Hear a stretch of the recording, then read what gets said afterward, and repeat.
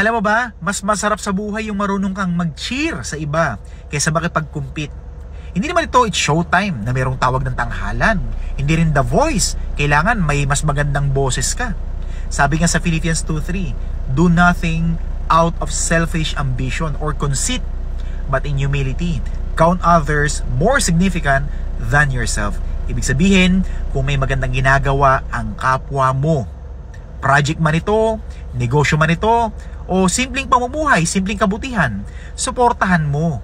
Hindi kailangan patunayan na ikaw palagi ang bida. Kasi minsan, mas panalo yung marunong magbigay ng spotlight kaysa yung laging gusto spotlight sa kanya. Tandaan, hindi ito karera, hindi ito paunahan.